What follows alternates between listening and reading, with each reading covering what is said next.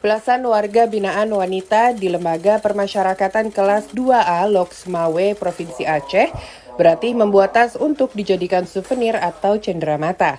Pelatihan yang diadakan di Bengkel Kreatif Lapas memberikan pengetahuan dan pengalaman bagi warga binaan wanita agar mampu menghasilkan tas bordir dengan berbagai macam motif khas Aceh.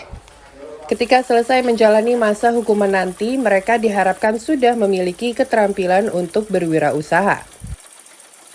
Kami baru tahap pertama, baru belajar. Karena baru dari pertama nggak bisa masuk benang kelapa, insya Allah sudah bisa, adalah bisa.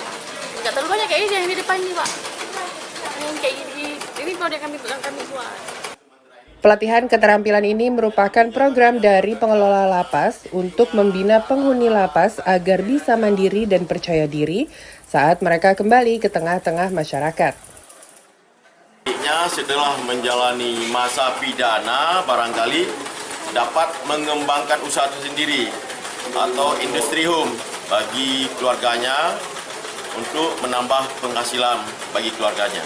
Kami ajarin supaya warga binaan ini betul-betul produktif untuk menghasilkan karyanya sendiri. Dalam program pelatihan ini, pihak lapas mendatangkan instruktur profesional dari luar lapas. Selain memberikan pelatihan, instruktur juga memberikan pendampingan rutin, sesuai dengan bidang keterampilan yang diajarkan. Bahkan mereka juga akan membantu memasarkan hasil produksi yang dibuat oleh warga binaan ini. Dari Kota Loksmawe, Provinsi Aceh, Trifani, Kantor Berita Antara, mewartakan.